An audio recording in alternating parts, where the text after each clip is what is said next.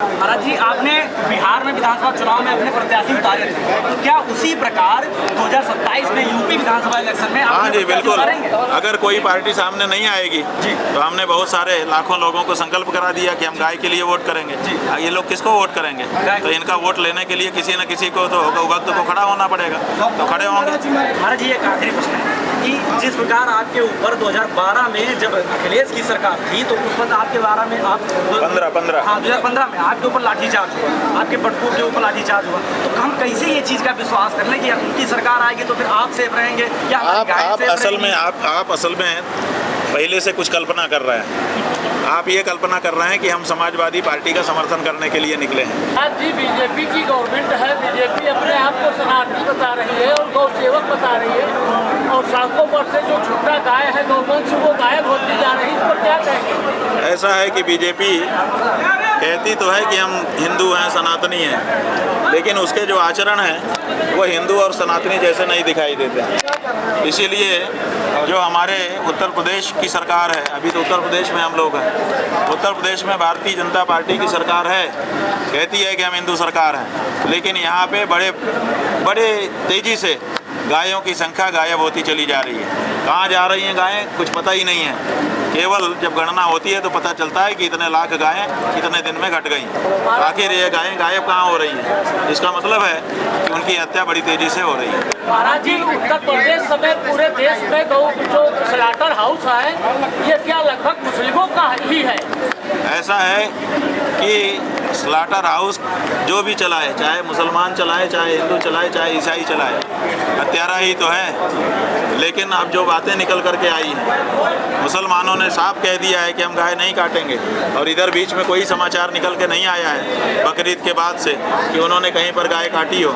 इससे पता चलता है कि अब उन्होंने तो इससे तौबा कर लिया है, लेकिन अभी वो जो हिंदू कह करके भी इस तरह के व्यवसाय में लिप्त हैं, अभी उनमें सुधार नहीं आया है। महाराज जी, आप कहते हैं कि जो सरकार गौ माता पे हत्या पर रोक लगाएगी उसका सपोर्ट करेगी, लेकिन अगर हम यूपी में देखें तो अभी तक कोई ऐसी सरकार मतलब ना हुई है ना हमारे ख्याल से होगी भी कि अगर हम सपा पे विश्वास करें तो वो भी पिछले दशक में जब उसकी सरकार थी तो एक भी अवैध और वैध दोनों में ना अवैध ही बंद करा पाई गुजरखाना ना वैध ही, तो कैसे विश्वास करें कि सपा की सरकार? ऐसा है कि आपने सपा के बारे में पूछा है, हमने ये कहा है कि हम संकल्प ले रहे हैं कि हम गौ माता की रक्षा करने वाले नेता और पार्टी को ही वोट करेंगे। अब हमारा वोट जो लोग लेना चाहते होंगे वो अब बैठक करेंगे। जैसे जैसे हमारा वोट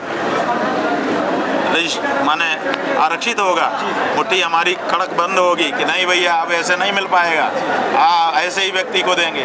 तो आप देखिएगा अभी 6-8 महीने का समय है, अगर कोई पार्टी सामने आती है तो ठीक है, और अगर कोई पार्टी नहीं आई तो नए लोग आएंगे। क्यों? क्योंकि जब वोट मिल रहा है गाय की रक्षा का और गाय की रक्षा करने की भावना जनता में है तो स्वाभाविक है कि कोई न कोई पार्टी आ जाएगी और नहीं तो नई पार्टी बन जाएगी। लेकिन गाय की रक्षा के लिए संकल्प करने वाले लोग अब उन्हीं को वोट देंगे, इसमें किसी पार्टी विशेष का कोई नाम नहीं है। महाराज जी, जिस प्रकार आपने 27 चुनाव में, विधानसभा के 27 चुनाव में आपका आशीर्वाद अखिलेश या योगी जी के साथ में? हमारा आशीर्वाद गौ माता की रक्षा के लिए जितने साफ हम हैं उतना ही साफ बोलने और करने वाला कोई नेता आएगा उसी को होगा और किसी को नहीं होगा। महाराज जी, आपने बिहार में विधानसभा चुनाव में अपने प्रत्याशी उतारे थे, तो क्या उसी प्रकार 2027 में यूपी विधानसभा इलेक्शन में? हाँ जी बिल्कुल। अगर कोई पार्टी सामने नहीं आएगी तो हमने बहुत सारे लाखों लोगों को संकल्प करा दिया कि हम गाय के लिए वोट करेंगे।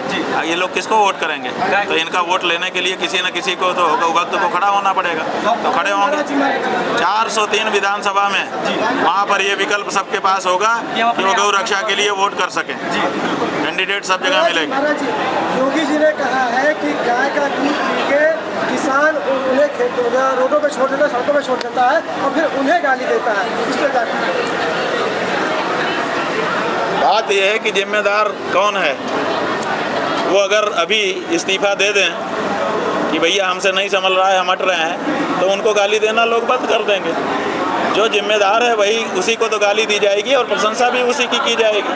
तो जहाँ प्रशंसा है उसके लिए तो आप लपक लेते हो, और जहाँ गाली है वहाँ कहते हो कि किसान हमको गाली दे रहा है। अरे किसान की खेती नष्ट हो रही है।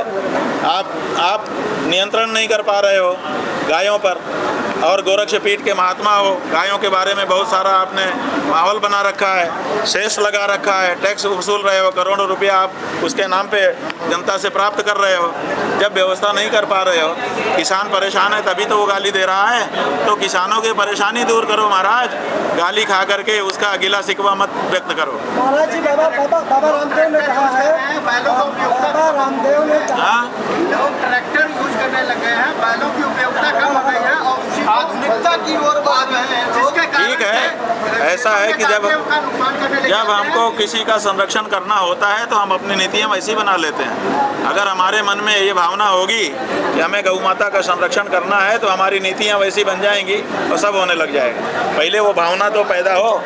बाबा जी, बाबा रामदेव ने कहा है कि हिंदू और मुसलमान के जो पूर्वज थे वो सनातनी थे, जिसपे बीजेपी के जिला अध्यक्ष के द्वारा समर्थन भी किया गया है। कल यहाँ पे अपने बयान में उन्होंने ये बयान दिया है, जैसा कि हमको बताया गया कि जो अपने बाप का नहीं हुआ वो तुम्हारा क्या होगा, समझे कि नहीं। असली बयान उनका ये है। तो हम उनसे पूछना चाहते हैं कि दयानंद सरस्वती जो आर्य समाज के संस्थापक हैं, जिस आर्य समाज में वो हैं, वो दयानंद सरस्वती के जो पिताजी थे मूल शंकर, तो दयानंद सरस्वती तो अपने पिता के नहीं हुए, क्योंकि दयानंद सरस्वती के जो पिता थे वो भगवान शिव का अभिषेक करते थे और इन्होंने कहा कि नहीं, मूर्ति पूजा नहीं करनी चाहिए। तो जो दयानंद अपने पिता मूल शंकर का नहीं हुआ, उसके अनुयायी क्या किसी के होंगे? अगर ऐसा हम कहें तो कैसा लगेगा उनको, बताइए। सही है कि गलत कह रहे हैं? अगर हम ऐसा कहें तो कैसा लगेगा? और देखिएगा, सुनने के बाद बहुत मिर्ची लगेगी, बहुत बोलेंगे। ऐसा नहीं है। महाराज जी, अयोध्या राम मंदिर चोरी मामले में आप किसको दोषी मानते हैं और इस पर उच्च स्तरीय जाँच कर जो दोषी है उन पर FIR? देखिए, हम दोषी किसी को नहीं मानते हैं, क्योंकि दोष हुआ ही नहीं है। हम तो कलाकारी मानते हैं, कलाकारी हुई है, वहाँ पे चोरी नहीं हुई है। पहले जब मंदिर मुकदमा लड़ते समय ये लोग गायब थे, मुकदमा से फैसला नहीं हो सकता, अयोध्या का मामला तो आस्था का मामला है, कोर्ट इस पे फैसला दे ही नहीं सकता, ये चिल्ला रहे थे। जो लोग लड़ रहे थे उन्होंने मुकदमा जीत लिया। जब इन्होंने मुकदमा जीत लिया तब ये लोग कलाकारी करके आ गए और अपने खास लोगों का ट्रस्ट बना के बैठा दिया।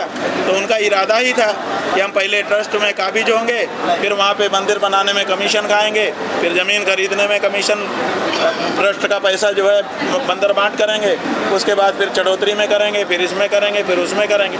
तो ये चोरी नहीं है, ये कलाकारी है। और कलाकारी के लिए हम उनको बड़ी प्रशंसा कर रहे हैं कि वाह रे वाह, करोड़ों लोगों की आंखों के सामने कितनी बड़ी कलाकारी आपने दिखाई और कैसे माल पार कर लिया, कोई समझ ही नहीं पाया। तो हम तो प्रशंसा कर रहे हैं कलाकारी के। जनता जो है विकास को छोड़ के मंदिर और मस्जिद के नाम पर वोट देगी।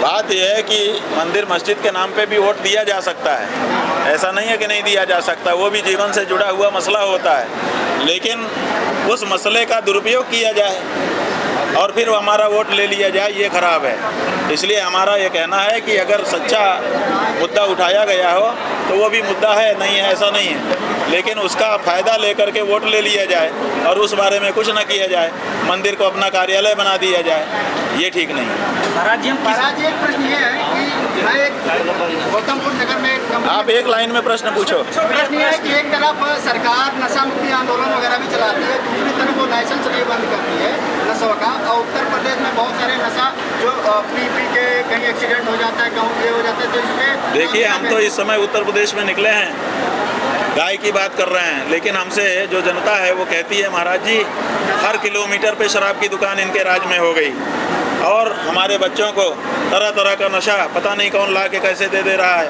हम बहुत परेशान हैं। ये तो पंजाब बन रहा है उत्तर प्रदेश, नशा को बढ़ावा दिया जा रहा है। तो योगी राज में जनता के बीच में इतना ज़्यादा नशा परोसा जा रहा है, ये बहुत बड़ी चिंता का विषय है। महाराज जी, एक आखिरी प्रश्न है कि जिस प्रकार आपके ऊपर 2012 में जब अखिलेश की सरकार थी तो उस वक्त आपके 12 में आप 15 हाँ 2015 में आपके ऊपर लाठीचार्ज हुआ, आपके बटुकों के ऊपर लाठीचार्ज हुआ, तो हम कैसे ये चीज़ का विश्वास कर लें कि उनकी सरकार आएगी तो फिर आप सेफ रहेंगे या आप असल में पहले से कुछ कल्पना कर रहे हैं।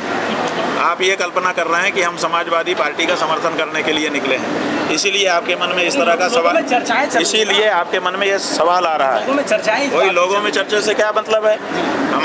हमारी बात से आपको क्या समझ में आया? हमने साफ साफ कहा, इतनी सारी जनता को उद्बोधन दिया और आज नहीं दे रहे हैं।